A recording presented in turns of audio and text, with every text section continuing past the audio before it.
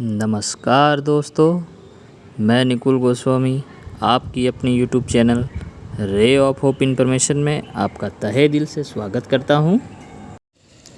आज के एपिसोड में हम जानेंगे कि हमारा राष्ट्रीय ध्वज तिरंगा, जो कि हमारा देश आज़ाद होने से अब तक हम सब के लिए आन बान और शान है, आखिरकार वो तय कैसे हुआ और इससे पहले कितने ध्वज कानूनी तौर पर लागू हुए थे।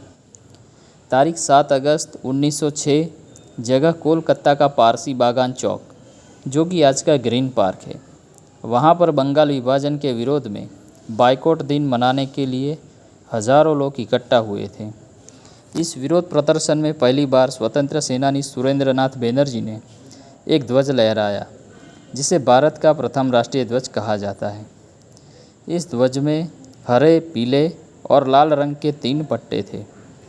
उसमें से बीच वाले पीले पट्टे पर वंदे मातरम लिखा हुआ था। सबसे नीचे वाले लाल पट्टे पर सूरज और अर्धचंद्र की तस्वीर थी और सबसे ऊपर हरे पट्टे पर 8 कमल के फूल थे। ऐसा था हमारा पहला राष्ट्रध्वज। इस ध्वज को स्वतंत्र सेनानी सचिंद्र प्रसाद बोस और हेमचंद्र कानूनगो द्वारा बनाया गया था, ऐसा माना जाता है। इस ऐतिहासिक घटना को 116 साल पूरे हो चुके हैं। इस समयांतर के दौरान भारतीय राष्ट्रीय ध्वज काफ़ी आगे बढ़ चुका है। राष्ट्रीय ध्वज की डिज़ाइन 6 दफ़ा बदली गई है। इसे अनुरूप कानून में बदलाव भी किए गए हैं और आज घर घर तिरंगा अभियान चलाया जा रहा है। अब हम बात करेंगे भारत के बाहर लहराए हुए ध्वज की। 22 अगस्त 1907 को मैडम कामा और उनके साथियों ने जर्मनी में भारतीय ध्वज लहराया। उसे बर्लिन कमिटी फ्लैग कहा जाता था। इस ध्वज में भी 3 रंगों का उपयोग किया गया था। सबसे ऊपर में केसरी, बीच में पीला और आखिरी हरा रंग था। सबसे ऊपर केसरी रंग के पट्टे में 8 सितारे थे। बीच में पीले पट्टे में वंदे मातरम लिखा हुआ था और सबसे नीचे हरे पट्टे में अर्धचंद्र के ऊपर तारा और सूर्य का चित्र था। 1916 को बाल गंगाधर तिलक की राजकीय संस्था होम रूल ने ध्वज बनाया। तब भारत अंग्रेज़ों से डोमिनियन स्टेट की मांग कर रहा था। इसका अर्थ वो है कि एक देश जो स्वतंत्र है लेकिन ब्रिटिश साम्राज्य के कायदे से चल रहा है। इस ध्वज में सबसे ऊपर की साइड में अंग्रेज़ों का यूनियन जैक था। इसके अलावा 5 लाल और 4 हरे रंग के पट्टे थे। उसमें 7 तारे भी थे। ये तारे सप्तऋषि का प्रतिनिधित्व करते थे। उसके ऊपर अर्धचंद्र और एक तारा था। चूँकि देश की जनता ने इस ध्वज को दिल से स्वीकृति नहीं दी थी। अंग्रेज़ों के सामने अलग अलग समय में अलग अलग भारतीय ध्वज लहराने की बात थी, किंतु आज हम जो तिरंगा देख रहे हैं उसकी एक 1921 में बनाने की शुरुआत हुई थी।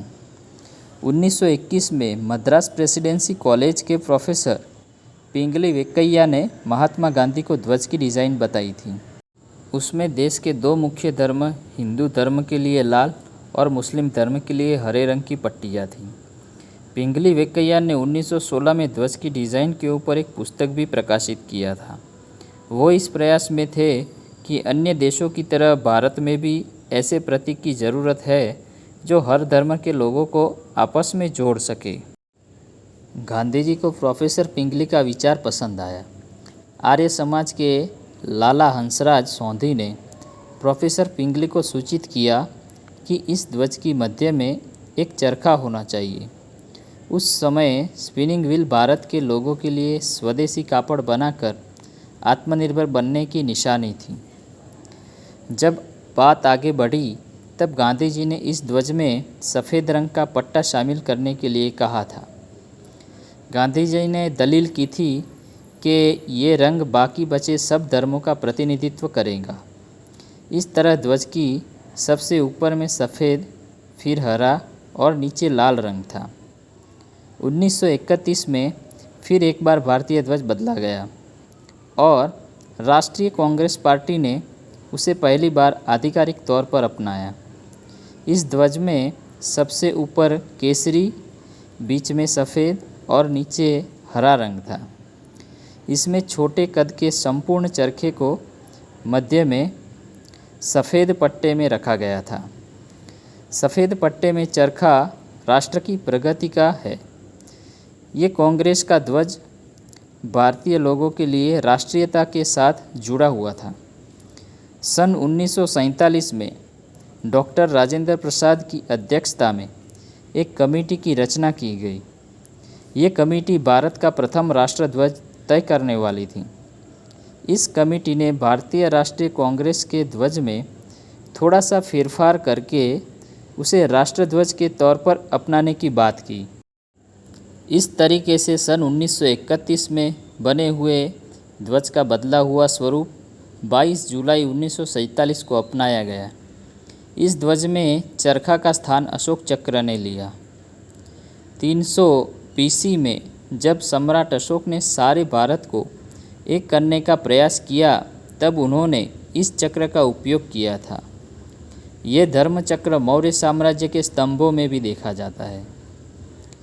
जुलाई 1947 से अपनाया गया अपना तिरंगा आज़ादी से लेकर आज तक वही तिरंगा जो कि हमारी आन बान और शान है, वही अपने भारत देश का राष्ट्रध्वज है।